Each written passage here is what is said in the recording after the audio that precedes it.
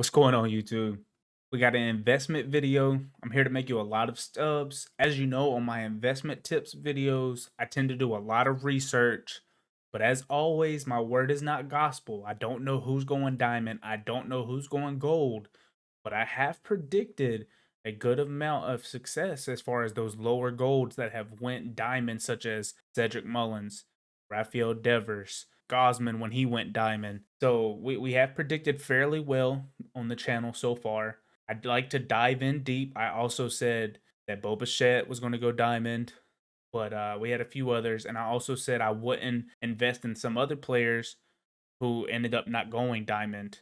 So we have a good video for you. I've broken down the stats for the last 7 days to 14 days since the last roster investment.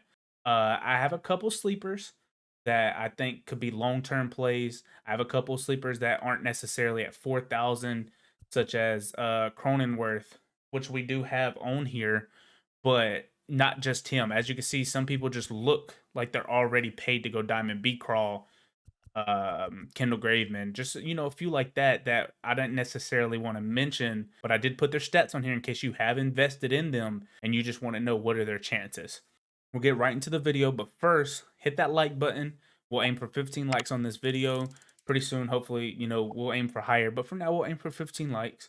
Hit that subscription button, turn on that notification bell, it's the little bell right beside it, and turn it on all notifications. That way, every time I post, you don't miss it. And of course, comment down below, who have you invested in? Who's your money play for this week? The first two that we're going to talk about is ones that I've talked about previously. Y'all know I'm a Braves fan. These aren't necessarily people at this point. I've told you when Dansby was like 400 or 500 stubs to invest in them. But in case you did invest in him and he hasn't went gold yet, if you're wondering, is he still a good player? If you're holding on, should you sell now? I would sell now at 1,200.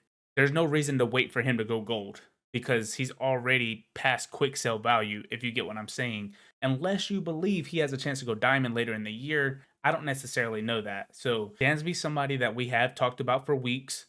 For the last 2 roster updates, and he still hasn't went gold, but he reflects as a gold player. If you have Dansby, go sell him. The next player is Austin Reilly, who I fully believe has a chance to go gold again, but the problem is he's still crushing righties, not necessarily lefties. This dude has ascended into potentially a top 3 MVP candidate in the NL. I would still sell at 1070. That's pretty much quick sell value at gold. It's a little less. I would probably sell on that, but he does have a really, really good chance at going gold. I believe this could be the update. If you was to buy into him when I told you to, he was a little at 500 stubs. So you're still profiting over 500 stubs per. I wanted to mention them because they were 2 that we've talked about on the channel a little bit that haven't went gold yet, but their prices reflect gold. So you might as well sell on them. Okay, so the first few that we're going to talk about are those that reflect diamond prices. And I'm going to give you the stats and if I think they have a chance to go diamond or if you should just go ahead and sell off. So Beat Crawl is the first one, Brandon Crawford. He already has the defense, right? So that's something that you don't have to worry about. He barely needs any stats to go up to diamond. As you see, he's playing at +8 and he goes +3. So him in his last 14 days, he's batting .366 with a .561 slugging percentage, .983 OPS with only 1 home run over his last 14 days. But he already has 81 power from both sides. So what he's looking for is a contact boost against lefties and a little bit against righties. Do I think he gets that? I do. I think this is the update that Brandon Crawford goes diamond. I think they find a way to push him to diamond. But I'm always that kind of person that likes to sell on the buy now once it gets to 4,800. I'm willing to lose 600-700 stubs per just to be sure that I get it. But I do think, you could hold off till Friday on Brandon Crawford. I think he has a really good chance. I would say it's about 80% that they find a way to make Brandon Crawford diamond. The next person we'll talk about is Jake Cronenworth, Cronezone. His price kind of reflects that they think he's going to go diamond. His last 7 days, I got his last 7 over the last 14. He's got 348 average, 696 slugging percentage, and a 1.096 OPS with 2 home runs. So what we're looking at for Cronezone to go, as you can see, he only needs +4. Do I think that Jake Cronenworth gets +4 to go diamond? I do. He already has gold defense. He has good speed. He only needs this +4, and I think he gets it on this update. So if you have Cronenworth, I do think I wouldn't sell at 4,400. I don't believe. I would hold. I do think that he goes diamond on this update as long as he keeps up for the rest of the week. Now, that's something else that we got to think about is I'm putting this video out on Monday. The roster update ain't till Friday. So this is kind of at your own risk, but these are players as of right now that should go diamond. The next player that we have on our list is Salvador Perez. I'm not going to stick on this too long. Salvi needs plus 12 on both sides to contact and power. I don't think he gets it. He's batting under the Mendoza line, under 200 over his last, I think, 7 days, close to 2 weeks. The problem with Salvi is he's so up and down with his contact numbers. Now, he did hit 2 home runs, both of them against righties. So that could go up a little bit, but there's no possible way they shoot his contact up. And honestly, he may lose a little bit of contact from that lefty. I don't think that Salvi's going diamond this week. You could invest at 1,900. That's not a bad price to get in at with him because he does have a chance at some point. He's just so up and down.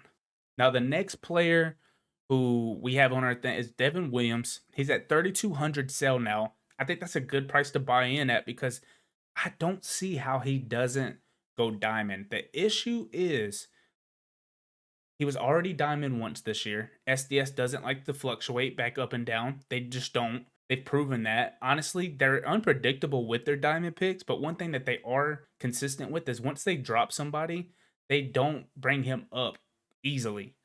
But Devin Williams, over his last 6 games, over his last 2 weeks, he has 6 innings pitched. He hasn't given up a run. He hasn't walked anybody. He has a 44 walk per 9.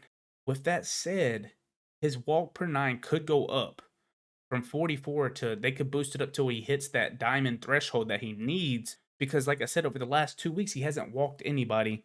He still has the K per 9. He still has the hit per 9. So I think Devin Williams goes diamond. 3,200 is not a bad price to buy in at. But like I said, my word is not gospel. It's tough with relief pitchers, first of all, because we don't know what they're going to do with them. And second, it's tough with people who are diamond that got dropped down. You know, like the Trevor Stories and stuff like that. It's hard for those players to go back up because SDS just doesn't like to fluctuate people up and down. Now, my next 2 players, one of them is a player I've already talked about previously who didn't go diamond, and now his price is just tanked from where it was before. And another player, somebody I want you to keep your eye on because I really feel like if this player keeps it up, they have a chance to go diamond at some point this year because we know for a fact, I think SDS loves young star players. And so these next 2 players are people to keep an eye on. Their prices are cheap to buy in on. And the first one is Pete Alonso.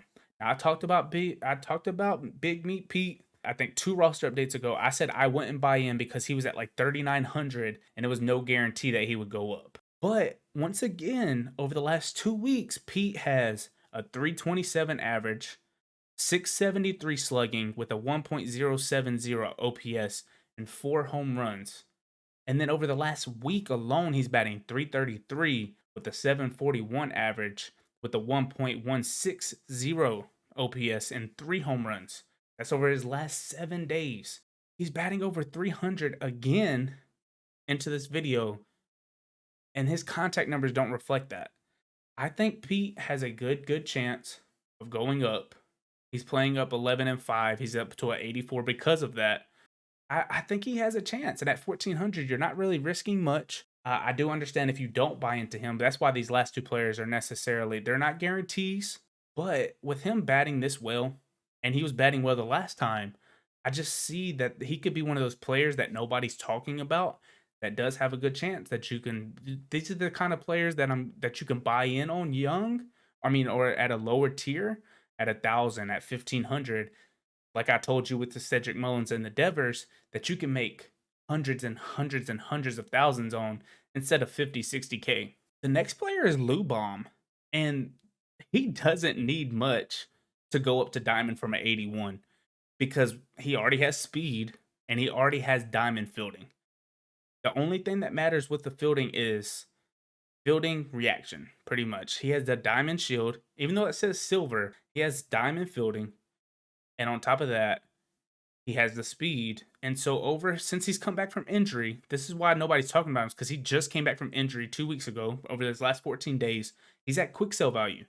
You lose nothing by buying into Lubom. As you can see, he barely needs any kind of boost to his contact or power to go all the way up to an 85.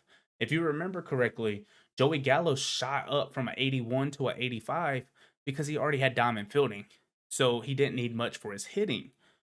Lubom over his last 2 weeks is batting 349 with a 558 slugging, 922 OPS. Over his last 7 days, he's batting 391 with the 565 slugging percentage and a 957 OPS. Does that look like 55 and 65 contact to you? Now, his power numbers aren't there, so the hope is that they wouldn't drop his power numbers, but would boost his contact numbers. And that would put him at diamond. And like I said, it's no risk. Like I said, my word is not gospel, but you can buy in on Lubom. I know SDS loves their young players. They know they're the face of the game. So who's to say that they wouldn't try to boost him up to get him to that diamond? So that's why Lubom, Luis Robert, is somebody that I will be buying in on. These are the kind of players I like to invest in. I don't like investing in the 4K players or the 3,500 players. I've told you that before. I like investing in the Cedric Mullins at 1,000. The Devers at 1,800. Brian Reynolds was another one that we've predicted. I've given you all of those people when they were at quick sale value. I'm giving you Luis Robert and Pete Alonso now. Those are the two that I'll be investing in because it's really no risk. If you like this kind of video, like I said, hit that like button. We're aiming for 15 likes on this video. Tell a friend. Subscribe to the channel. Hit that subscription button. Turn on that little notification bell. Comment down below who's your money play for your investments this week. And of course, as always, peace, love. Till next time.